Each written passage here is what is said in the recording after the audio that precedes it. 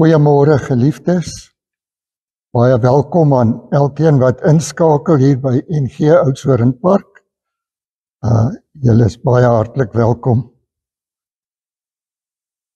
Kom ons buig ons hoofde in gebed. O wonderlike Here,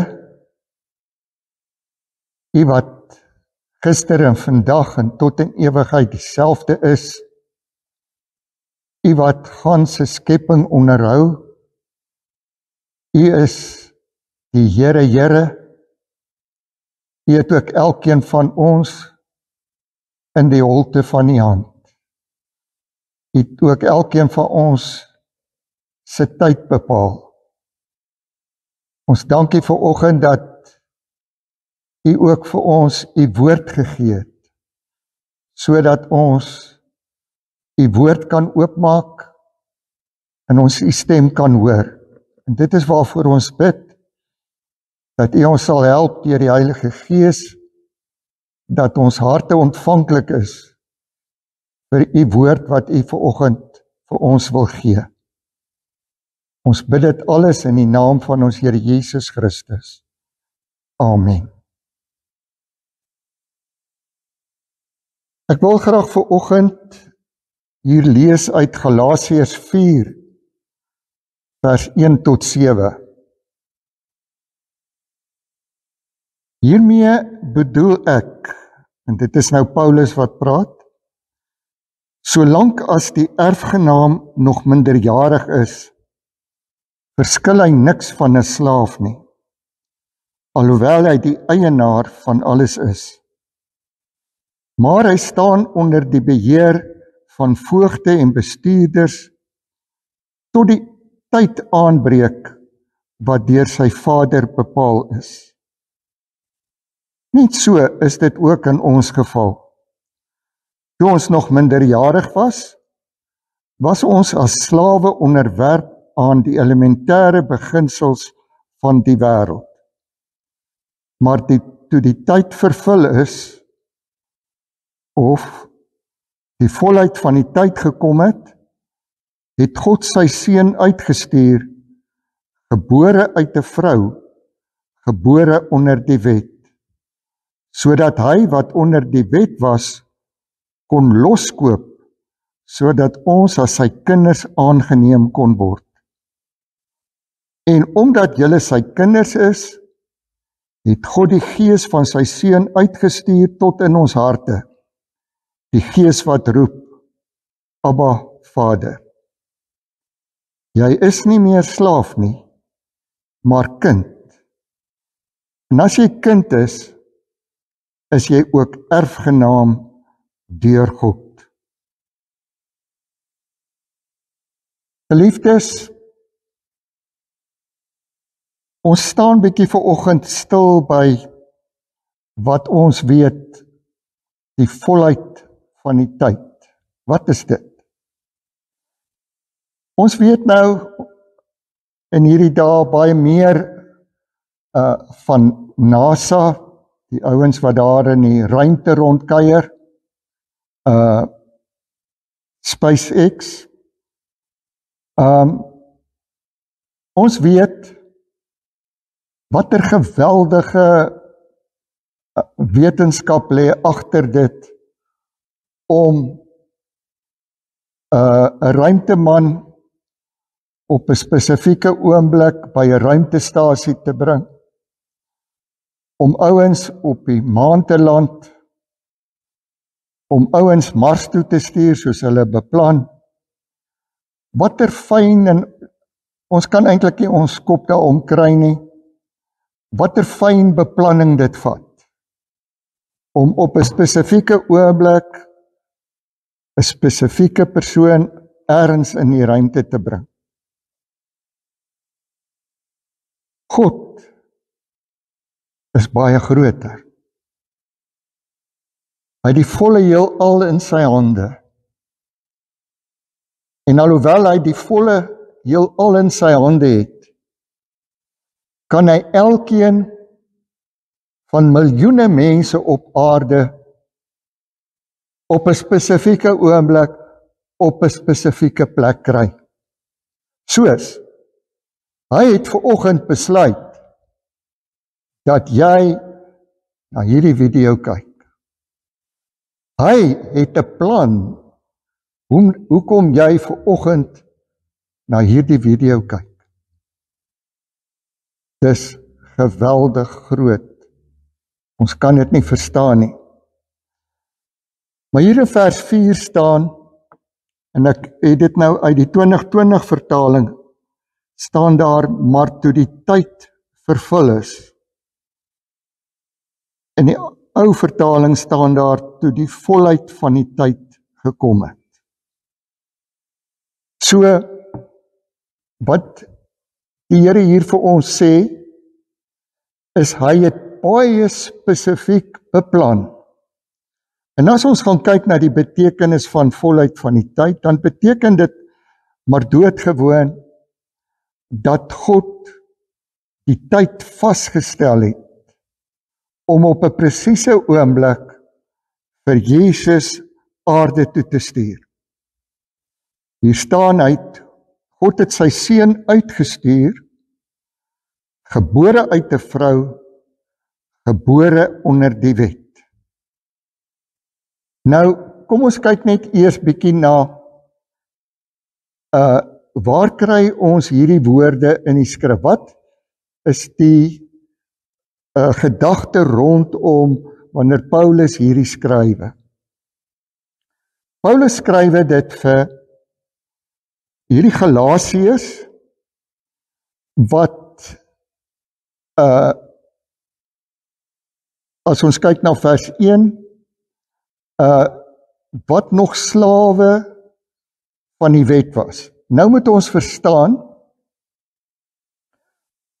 in daardie tyd het die Jode so versprei oor die hele bekende wêreld, en omtrent in elke dorp van daai bekende wêreld was daar 'n sinagoge waar die Jode bymekaar gekom het. God besluit dat Jesus kom op daardie oomblik as hy gesorg het dat daar Jode oor die hele bekende wêreld versprei was. En wat Paulus gedoen het is,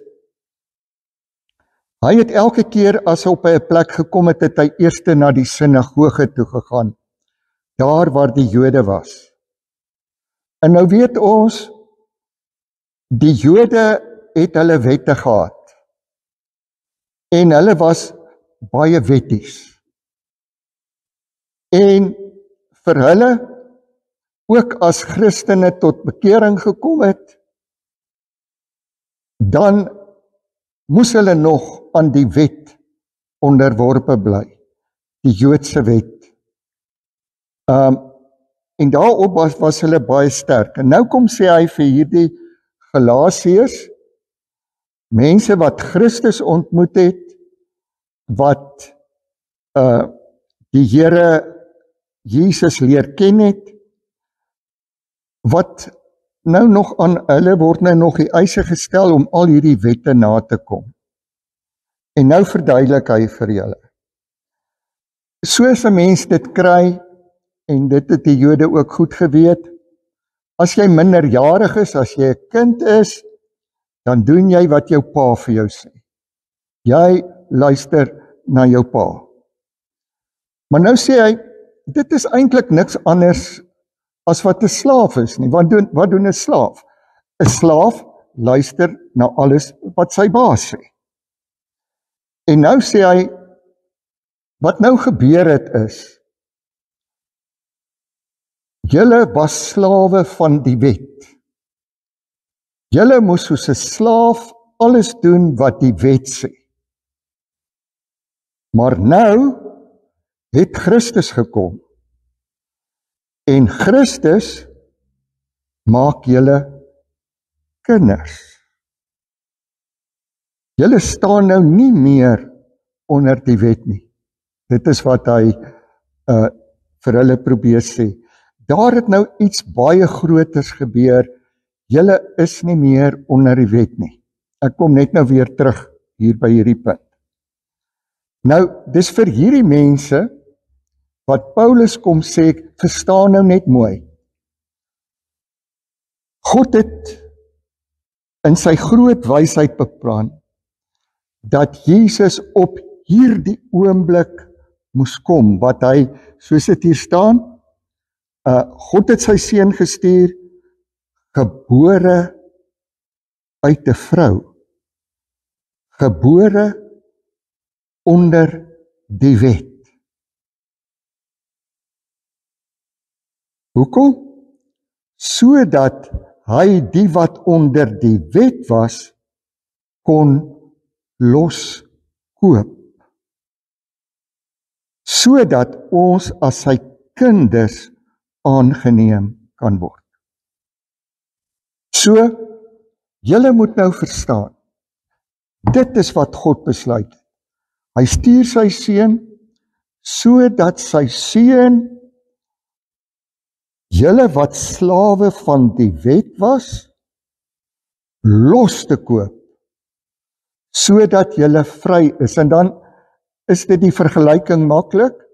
Ons weet, in daardie tyd, iemand kan kom en hy kan 'n slaaf gaan koop. Ek kom na jou toe en ek sê, ek wil graag 'n slaaf hê en ek koop die slaaf by jou.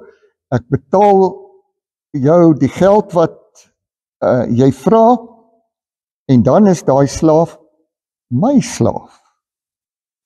En dan kom ek onder die beheer van hierdie nuwe baas. Maar hierdie baas is baie anders as die ou baas. Die ou baas het gesê, dit is wat jy doen dit so, klaar gepraat, ek sê jy doen dit so en is klaar en verby. Hierdie nuwe baas is baie anders. Jesus. Want hy maak jou vry. Jy is nou 'n vry mens in Jesus. Hy kom met liefde na jou toe. Hy wil vir jou 'n nuwe lewe gee. 'n vry lewe uit genade, uit liefde. Dit is wat hy vir jou gebring het. Nou, wat is die doel daarvan? Efesiërs 1 vers 10 sê, God het die volheid van die tye gereël met die doel om alle dinge wat in die hemel, sowel as wat op die aarde is, onder een hoof te verenig in Christus. Dit is God se doel. God se doel van die begin af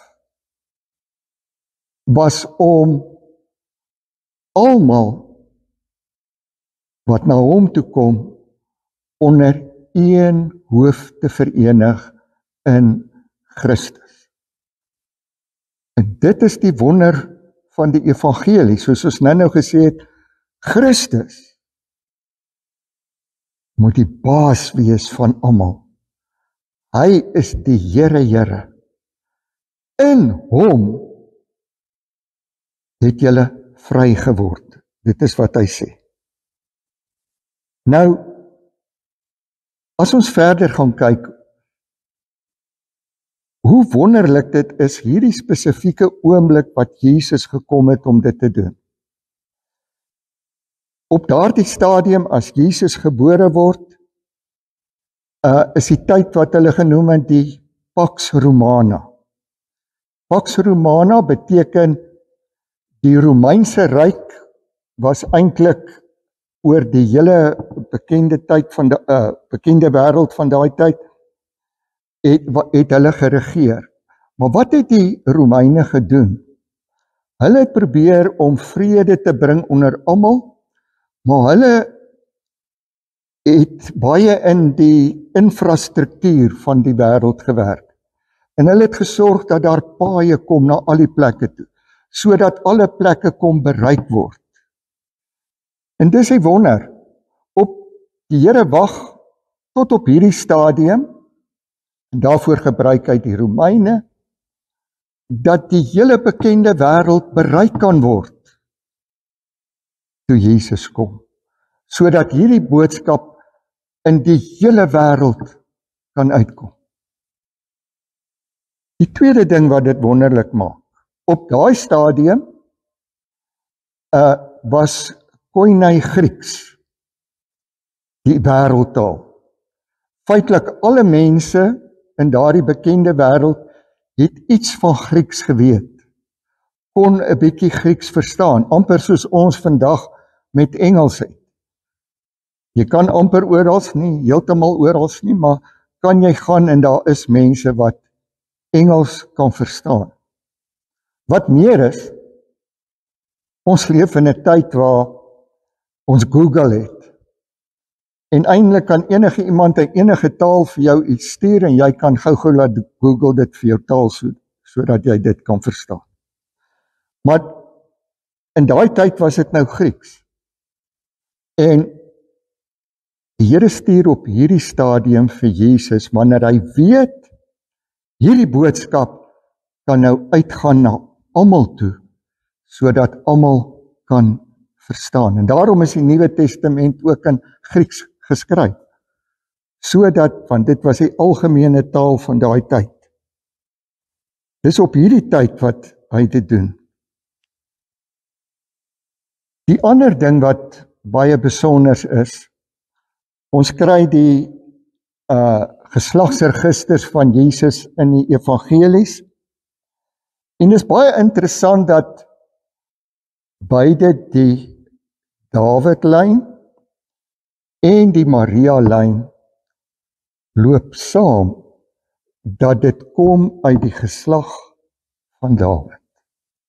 Ekskuus, ek nou gesê die Dawidlyn, ek bedoel eintlik die Joseflyn, en die Maria-lyn loop uit op die Dawidlyn.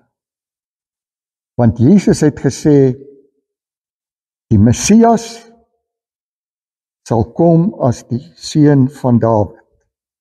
Of as ons verder gaan kyk, Juda, toe Juda geseën word, is daar gesê, hy sal uit sy nageslag sal, of die Here het daar gesê deur sy pa, hy sal die scepter dra tot, staan dit daar in Genesis, tot Silo kom. Maar as ons nou, dit maak mens bietjie deurmekaar, wat sou daai Silo beteken? Maar dit beteken maar eintlik net, totdat, as die ouens het baie gesukkel om dit te ontleed, maar dit beteken, totdat die persoon kom, wat die gesag kan oorvat, wat daar aan hom gegee is. En hierdie persoon is Jesus. So, Jesus kom op daai oomblik, wanneer hierdie profetiese lyn ook uitloop op hom. So, as ons nou mooi dink, hoe fyn het die Here dit beplan, dat al hierdie dinge op hierdie oomblik by mekaar kom. En dan is daar baie ander belangrike ding. Op hierdie stadium was die Messias verwagting baie groot onder die volk. Ons weet, die Jode het baie sterk gevoel van die Messias gaan kom. En hierdie verwagting was baie sterk. So, juis op hierdie oomblik, as die verwagting so sterk is, dan kom Jesus. Maar so hartseer. Hierdie mense se verwagting van die Messias was so groot, en wat het hulle gedoen, soos ons mense maar doen? Elkeen het sy eie idee gekry van wie die Messias is. En hierdie skrifgeleerdes het gegaan en hulle het met hulle verstandjies probeer om hierdie goed te ontleed en hulle het die goed bymekaar gesit en toe bou hulle 'n verwagting, 'n menseverwagting wat hulle vir die mense leer. En toe Jesus kom, is dit heeltemal anders as hulle verwagting. In plaas daarvan dat hulle sê, hier is Jesus, dis die Messias, kom ons vergeet van ons gedagtes, hier is hy, sê hulle nee. Ons het die skrifte baie mooi bestudeer, ons weet, en Jesus kan nie die Messias wees nie, want hy pas nie in by ons verwagting nie. Maar wat nou belangrik is dat Jesus het sy eie plan gehad, of God het sy eie plan gehad met Jesus. En ten spyte van hierdie Jode wat hulle verwagting het, kom Jesus en hy verskyn aan Maria. Lukas 1 vers 35 sê, en die engel antwoord en sê vir haar, die Heilige Gees sal oor jou kom, en die krag van die Allerhoogste sal jou oorskadu. Daarom ook sal die Heilige wat gebore word, Seun van God genoem word. En natuurlik oorweldig dit Maria. Hy sê vir die Here, maar ek het nie 'n man nie. Hoe kan dit nou gebeur?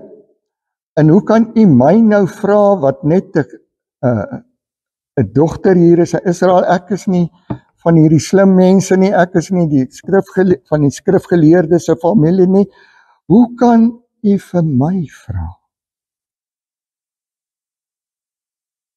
En dan sê die Here vir haar, hy stuur Elisabeth vir haar, wat op daai stadium vir Johannes die Doper verwag. En dan, nadat die Here met Maria gepraat het, dan sê Maria, vers 38, hier is die diensmaagd van die Here. Laat dit met my gaan volgens u woord. En die engel het van haar weggegaan. Hierdie is vir my 'n geweldige teks. Kom ons trek nou bietjie hierdie verwagtinge deur na vandag. Want ons weet ook, soos daardie tyd die eerste koms van die Messias verwag is, verwag ons vandag die tweede koms van die Messias. En ons leef in 'n tyd, eintlik as ek so hoor, dwars oor die wêreld, is daar 'n sterk Messias verwagting. Maar wat doen ons nou? Nou maak ons soos die skrifgeleerdes. En ons sit tekste bymekaar, want wat wil ons doen? Ons probeer die datum uitwerk wat die Messias gaan kom. Ons probeer ons eie verwagtinge, want 'n mens is mos nou so, ons kan mos nie wag nie. Ek self, een van die grootste uitdagings vir my, as ek in 'n tou moet gaan staan wat 2 dae lank is. Ek kry dit nie reg nie. Ons kan nie wag nie. En ons kan nie wag dat die Messias weer kom nie. Natuurlik nie, ons moet dit verwag. Maar nou gaan ons in ons probeer met ons menslike denke uitwerk, hoe gaan dit wees? En dan kry baie mense dit reg om baie spesifieke goed uit te werk en met syfers en gebeurtenisse by mekaar te sit wat nie eers by mekaar hoort nie, dink ek. En dan werk hulle goed uit en dan kry ons elke keer maar weer oor en oor mense wat hierdie tweede koms van die Messias, kan ek sê, wil verhaas of binne ons menslike denke in te kry sodat ons in beheer is. Dis wat ek dink waaroor dit gaan. Want ek wil voel ek het bietjie beheer oor hierdie saak waaroor ek geen beheer het nie. En dan kan dit so maklik gebeur dat ons nie raak sien dat die Messias kom. Want wat gebeur nou baie keer as ek nou goed uitgewerk het en dit werk nie uit nie, dan is ek moedeloos. En die groot hartseer is, ons weet mos nou in vroeër hierdie jaar was daar nou 'n spesifieke dag waarop die wegraping sou plaasvind. Ek het groot empatie met die persoon wat dit nou gedoen het. Ek weet dit het 'n goeie hart uitgekom. Maar die skade wat dit gedoen het, van baie mense wat nou sê, o, dit werk nie. En wat lei tot twyfel en ongeloof. En dis wat gebeur, dit is wat gebeur het met die skrifgeleerdes.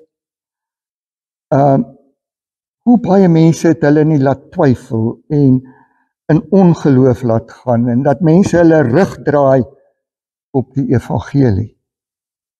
As ons as mense probeer om God se volheid van die tyd, God se tyd wat hy sal vervul op sy tyd, as ons dit wil probeer uitwerk, om dit vir ons gemakliker te maak. Dit klink baie keer baie sensasioneel, maar besef ons nie, dit vat ons weg van die werklike Messias verwagting. Ons gaan in hierdie week wat kom 2026 in, 'n nuwe jaar.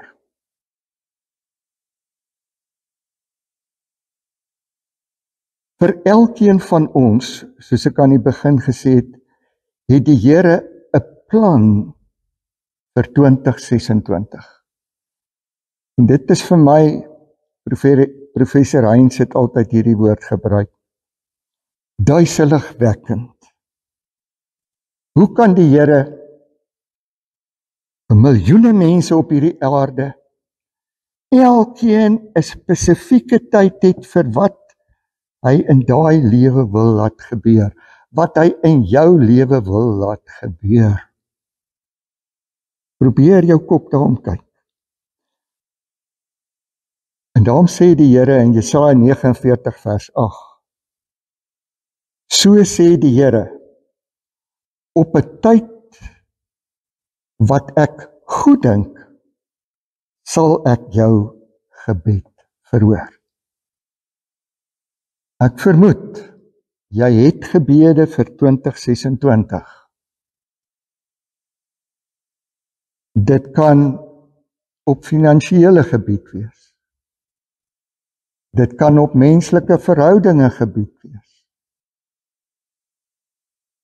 Dit kan gebede vir 'n kind wees. En dalk is jy al moeg gebid vir 'n kind in jou huis.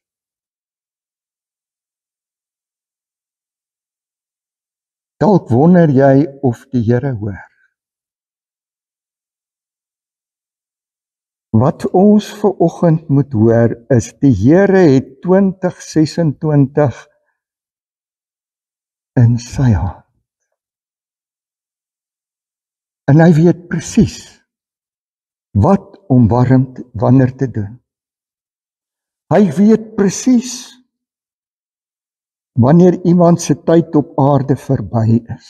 En terloops, ons dink baie keer die dood is 'n straf, maar is mos nie vir 'n kind van die Here nie. Dis die tyd wat die Here bepaal het wat ek moet huis toe gaan. Dis 'n voorreg. Vir ons wat agterbly is dit moeilik. Maar dis God se tyd. En as ons nou mooi dink, die Here weet presies wat jy nodig het. Jy hoef nie een oomblik daaroor te wonder nie. En hy kom vanoggend vir jou sê, ek het die tyd in my hande. Trust my. Ek weet wat ek vir jou wil doen. Ek weet wat ek vir Oudtshoorn Park wil doen. Ek weet wat ek met die NG Kerk wil doen. Ek weet wat ek met my kerk,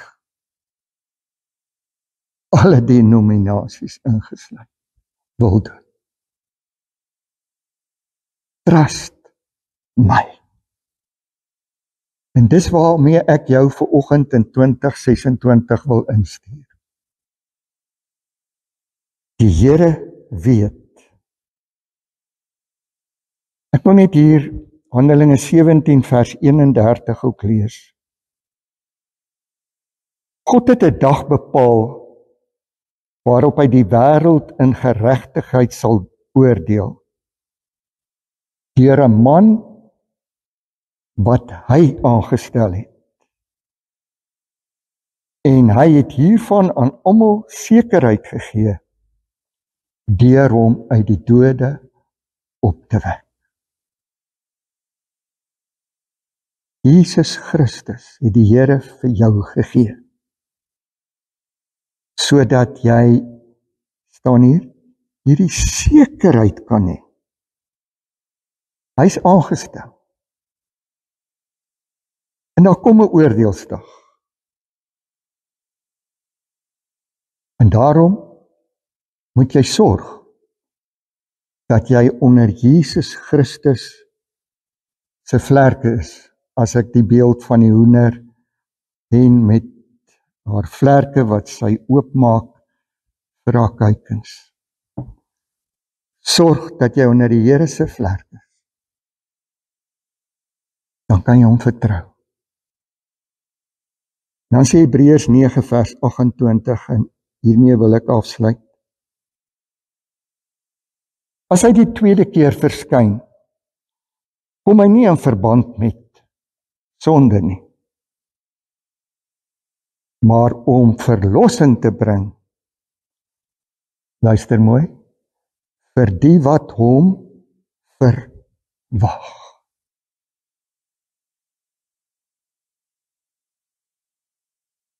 Ons moet 2026 ingaan met hierdie verwagting.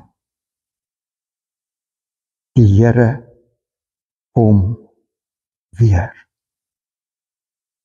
En dis belangrik dat ons nie ons laat mislei deur allerhande goed wat ons aandag aftrek nie. Maar 'n lewende verwagting. Ek werk vir sy koninkryk, nie omdat ek onder die wet is nie, maar omdat ek verwag Jesus gaan kom enige oomblik. Amen. O Here,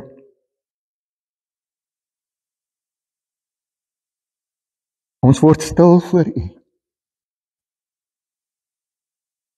Ons word stil voor U groot almag. Here, maar met die wete dat ons vanoggend weet ons is onder U vlerk. dat ons weet, U het elke oomblik van ons in U hande. En daar is ons veilig. En daarom kan ons kyk na 2026 en sê, Here, ons gaan werk vir die koninkryk, want U is besig om te kom. Kom, Here Jesus. Kom gou. Bid dit in sy wonderlike naam. Amen.